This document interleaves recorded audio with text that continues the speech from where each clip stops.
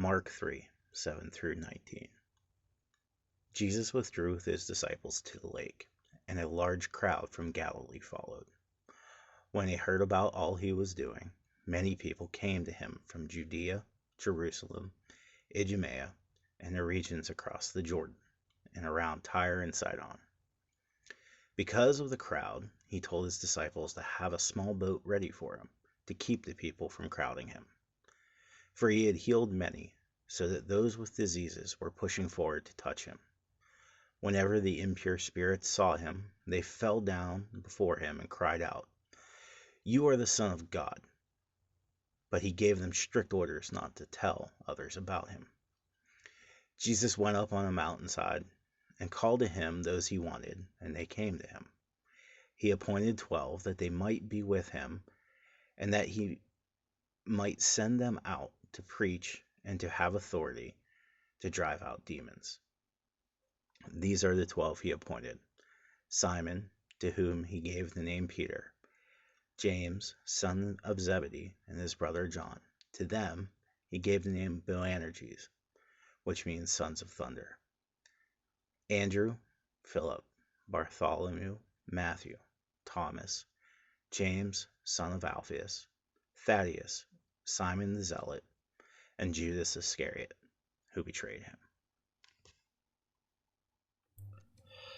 Hey guys, this is Brian from Center Pres in Grove City. Hope you're having a great week. I want to start by asking you if you've ever seen the movie Indiana Jones and the Last Crusade.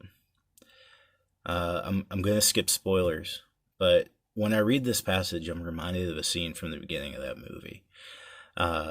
Dr. Jones gets back to teaching after being in the field for a while, and he wraps up the class and he heads back to his office. And when he gets into the doorway, there is just a sea of students wanting to talk to him. The girls are all swooning over how rugged and handsome he is. The guys look annoyed. His secretary is wanting him to grade papers, and Dr. Jones tells him, look, my secretary will get everybody's names. I will meet with you all in turn.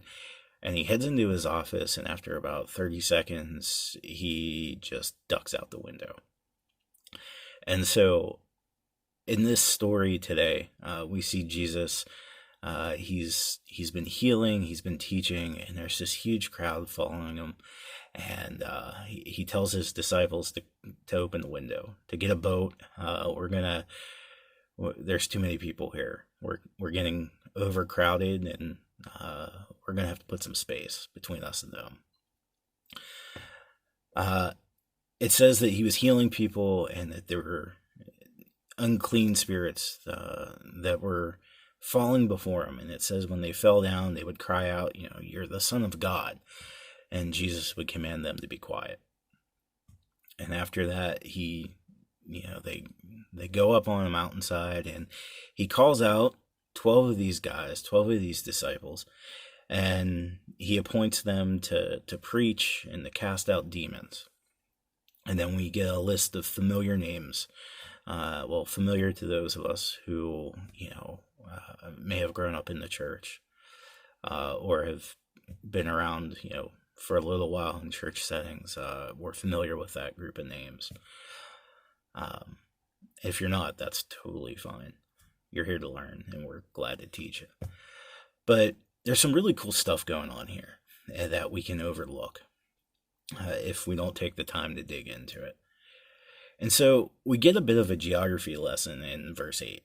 It says, they came to him from Judea, Jerusalem, Idumea, across the Jordan, and around Tyre and Sidon. That'd be like saying, we got people from the Poconos and Pittsburgh and Erie and Indiana and Scranton and, just all over Pennsylvania. And it's like, why does that matter? Well, it matters because if you would look at the area on a map, the area is essentially that of old Jerusalem or old Israel. The last time that this area was united would have been way back around the time of King David. So a nation that has been broken, scattered, conquered is now just this tiny little pocket of what it once was. The people are coming back to Jesus. Jesus, who is a descendant of David. So the last king that held everything together, the last time that we see all these people united was under Jesus's ancestor. And so God's people are being drawn back to their king. And it says that, Jesus silences these demons. Now, we've seen this before. Jesus heals the leper. I believe it was Andrew who talked about that earlier. The idea that, it wasn't time, or it wasn't the right situation for people to know who Jesus was or what he was doing. It says later that he appoints these 12 guys and he gives them the authority to preach, to drive out demons, and it's the exact opposite. See, Jesus has finally picked these 12 guys, and he gives them permission. He gives them the go-ahead, the green light to do the things that he's doing, to say who sent them, who gives them the authority to do these things.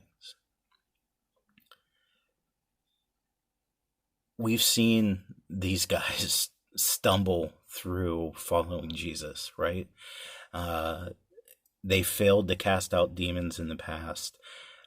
They argued with religious leaders about things, and they just kept coming up short. And yet, these 12 guys are now empowered, encouraged, sent out with the purpose of spreading the message, of bringing hope, of casting out demons, and the authority that Jesus gives them. It's interesting too, because there's 12 of them, just like there were 12 nations of old Israel. 12 diverse, different nations, groups of people who all had their own purposes, all under one king, all under God's chosen, appointed person. Simon the Zealot and Matthew would not have been friends. Matthew was a tax collector. Simon was the guy who wanted to see every Roman planted in the ground. Peter was 1 minute professing, Jesus to be the Son of God, but then by Friday night, Good Friday, he would have been denying Jesus and who he was. Some of these guys would just go to ground at the crucifixion. Some of them would stay at his feet at the cross. But regardless of how you serve it up, this was a motley crew. End of story. And yet Jesus called them to him. What's so special about these 12 guys? Is it the fact that there's 12 of them, that they're different? What makes them different than anybody else that Jesus taught, that had contact with Jesus, that followed him, that claimed to follow him? It was the fact that he called them to be with him. Guys, we share that. Now, granted, we don't have the authority and we're not quite on par. We haven't walked with Jesus. He hasn't been hanging out with us. We weren't physically with him. But we're all called to him. There's something about the idea that this completely, seemingly random group of misfits And in the same way, a fractured nation, people from all over the place, they're all called, all drawn to him. In him, we find common ground. We find hope. We find solidarity, encouragement. We become more than just ourselves. As we respond to that call, as we draw closer to Jesus, we become a tighter group of people. We become a family. We become God's children. We have these two stories that, yeah, they follow each other, and I guess we can see how they go together, but at the same time, they seem like an odd mix, and yet it's the perfect picture. It's a scattered group coming together around the one thing that unifies all of them. And it's us being empowered and encouraged to preach, to share the gospel, to share hope, to facilitate opportunities for healing and unification. As we approach Easter, guys, I want to encourage you. If you haven't made that commitment yet, if you haven't asked those questions about who Jesus is, if you have questions about what it means to follow him, don't wait. Reach out to somebody. Hope you guys have a great week, and happy Easter.